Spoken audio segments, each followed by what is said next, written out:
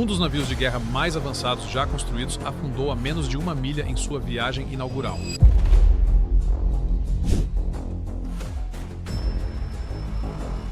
Era o orgulho de um império, o navio de guerra mais aterrorizante já construído. As razões por trás do naufrágio inesperado do Vasa são cercadas por especulação e concepções erradas. Milhares se reuniram para aplaudir sua viagem inaugural. Mas em menos de 20 minutos, o Vasa desapareceu sob as ondas. Essa falha catastrófica foi um acidente, ou o resultado inevitável do orgulho fatal de um rei.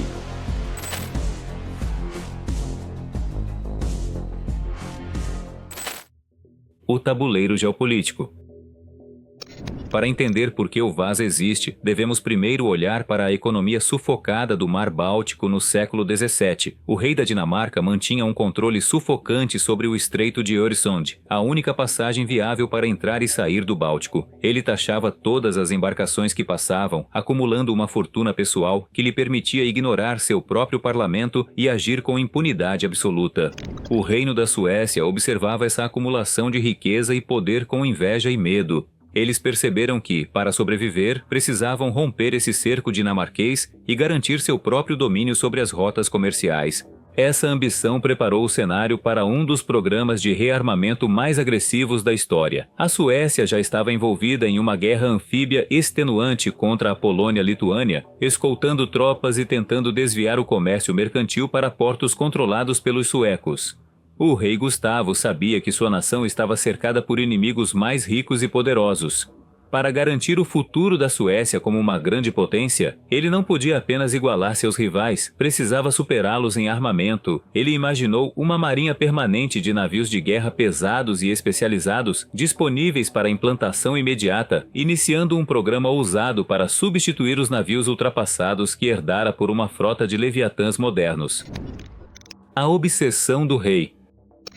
O rei Gustavo Adolfo foi um tático militar visionário, um homem indiscutivelmente uma geração à frente de seu tempo. Enquanto a marinha sueca ainda operava sob a antiga doutrina de que as batalhas navais eram decididas por ataques corpo a corpo e combates individuais, o rei via um futuro diferente. Ele foi um pioneiro no uso combinado das armas em terra, integrando infantaria, cavalaria e artilharia, e pretendia levar esse mesmo poder de fogo avassalador ao mar. Ele acreditava que o futuro do combate naval não estava em machados e lanças, mas em baterias de artilharia flutuantes capazes de destruir frotas inimigas à distância. No inverno de 1625, ele ordenou uma nova classe de navio que incorporaria fisicamente essa doutrina. Ao contrário das embarcações anteriores, que carregavam um convés único com armas relativamente leves, esta nova nau capitânia teria 2 convéses independentes totalmente armados. O Vasa foi projetado para carregar um armamento unitário de canhões pesados de bronze, uma perspectiva aterrorizante para qualquer navio inimigo. No entanto, essa inovação trouxe um pesadelo logístico. O rei descobriu que é possível construir um casco mais rápido do que forjar a artilharia. Enquanto a quilha foi lançada no início de 1626 por empreendedores holandeses usando madeira originária de toda a região do Báltico, ironicamente incluindo material de territórios inimigos como Dinamarca e Polônia, a fundição em Estocolmo não conseguia acompanhar o ritmo. O lançamento foi adiado por 1 ano simplesmente porque os 72 canhões pesados de bronze necessários para armá-la ainda não estavam prontos. O defeito fatal.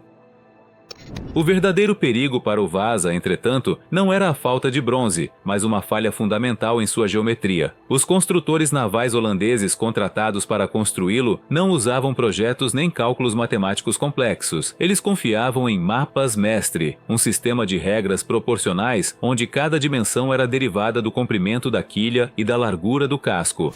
Quando o rei exigiu 2 convéses pesados de canhões em um casco com apenas 34 pés de largura, estava levando a engenharia do século XVII além dos seus limites conhecidos. O navio estava perigosamente pesado na parte superior, com o centro de gravidade elevado muito acima da linha d'água, devido ao peso da artilharia superior. Sinais de alerta surgiram muito antes da viagem inaugural. Søfring Hansson, o capitão que eventualmente comandaria o Vasa, suspeitava que o navio era instável. Ele sabia que ele era sensível, o que significava que teria dificuldade para se manter ereto mesmo com ventos fracos. Cerca de 1 mês antes do lançamento, ele organizou uma demonstração para o vice-almirante Claes Flem. Fleming. 30 marinheiros foram ordenados a correr para lá e para cá no convés superior para testar o movimento de rolamento do navio. Os resultados foram aterrorizantes. Após apenas 3 passagens, a enorme nau de guerra começou a balançar tão violentamente que a água quase cobriu as portas dos canhões. O almirante Fleming interrompeu imediatamente o teste, temendo que o navio virasse ali mesmo no cais. Ele foi ouvido murmurando que gostaria que o rei estivesse em casa para ver aquilo, mas Gustavo Adolfo estava afastado em guerra, e ninguém ousou atrasar mais a nau capitânia. A ordem permaneceu: o Vasa deve zarpar. O desastre do primeiro viagem. Em um domingo calmo de agosto de 1628, o Vasa finalmente zarpou do palácio sob um céu limpo. Era um dia de festival em Estocolmo, com a linha da costa lotada de espectadores ansiosos para ver a manifestação física do poder crescente da Suécia. A primeira etapa da jornada deveria ser curta, apenas 12 milhas náuticas até a Ancoradouro, em Vaxholm. O capitão Suffring Hanson, plenamente ciente da instabilidade do navio, tomou todas as precauções. Apenas 4 das 10 velas foram içadas, e a tripulação utilizou a corrente do porto para deslizar suavemente ao longo das falésias de Södermalm, abrigados do vento. Mas a geografia conspirou contra eles. Quando o navio alcançou Tegelviken, uma fenda nas falésias atuou como um funil natural de vento, canalizando uma brisa súbita e forte diretamente para o porto. O Vasa inclinou-se uma vez, recuperando-se dolorosamente devagar, um movimento que teria aterrorizado qualquer marinheiro experiente a bordo. Então, ao passar pela água aberta perto de Beckholmen, uma segunda rajada atingiu. Dessa vez, o navio não se recuperou, porque o rei exigiu que o navio parecesse formidável em sua estreia. As escotilhas das armas estavam abertas para disparar uma saudação. As escotilhas inferiores estavam apenas a 1 metro acima da linha d'água. Quando o navio inclinou 12 graus para bombordo, o mar entrou. Em questão de minutos, o navio de guerra mais poderoso do mundo se transformou em um túmulo. Afundou à vista da multidão horrorizada, 120 metros da costa. A maioria das 150 a 200 pessoas a bordo sobreviveu, agarrando-se à aparelhagem que permanecia acima da superfície ou nadando para a segurança. Mas cerca de 30 almas ficaram presas dentro do casco, enquanto ele despencava para o fundo escuro e argiloso do porto de Estocolmo. O roubo inicial. O desastre foi imediato, mas a história do Vasa estava longe de terminar. Quase imediatamente, o jogo de culpas começou, mas a investigação terminou sem condenações porque a culpa recaía, em última instância, sobre as especificações do próprio rei. Uma verdade perigosa demais para ser dita em voz alta. A atenção voltou-se então para o salvamento. O navio em si foi uma perda, mas os canhões de bronze valiam uma fortuna. Em uma façanha notável da engenharia do século XVII, uma equipe liderada por Albrecht von Tryleben e Andreas Peckel usou um sino de mergulho primitivo para recuperar as armas. Entre 1663 e 1665, mergulhadores trabalhando em águas escuras e geladas conseguiram arrancar o convés e puxar quase todos os canhões para a superfície. Era um trabalho aterrorizante realizado por homens sem equipamentos modernos, confiando em uma bolsa de ar presa em um sino de chumbo. Uma vez que os canhões foram recuperados e derretidos, o Vasa foi amplamente esquecido, deixado para apodrecer na lama. Ou assim pensavam. A água salobra do Mar Báltico não tem os vermes cavadores que devoram madeira em oceanos mais salgados, o que significa que o Vasa não foi destruído, mas preservado num estado de animação suspensa. Resgatando o fantasma.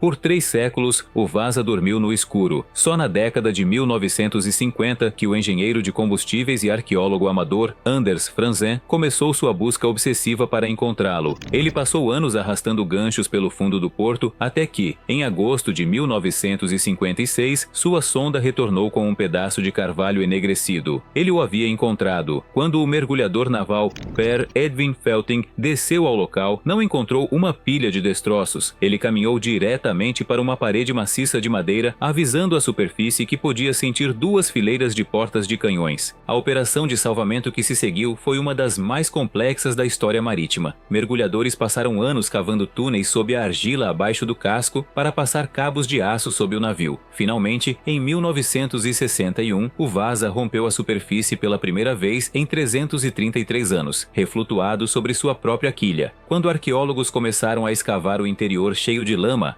encontraram um momento congelado no tempo. Descobriram os restos da tripulação que havia sido presa, incluindo um homem encontrado sentado contra um anteparo, aparentemente adormecido, ainda vestindo suas roupas.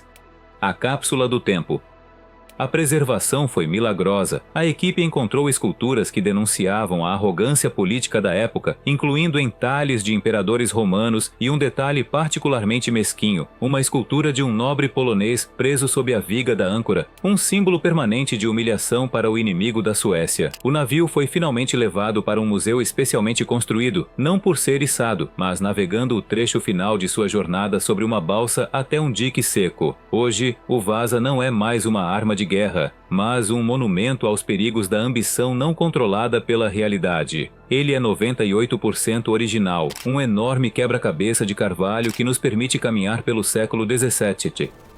Continua sendo o único navio preservado de seu tipo na Terra, um fantasma que esperou 300 anos para contar sua história. O Vasa deveria dominar o Báltico. Em vez disso, tornou-se a mais espetacular história de advertência da história. Se você gostou desse mergulho profundo na verdade sob as ondas, clique no botão de gostei e inscreva-se para mais histórias não contadas. O que você acha? Foi culpa do rei ou dos construtores? Conte para nós nos comentários.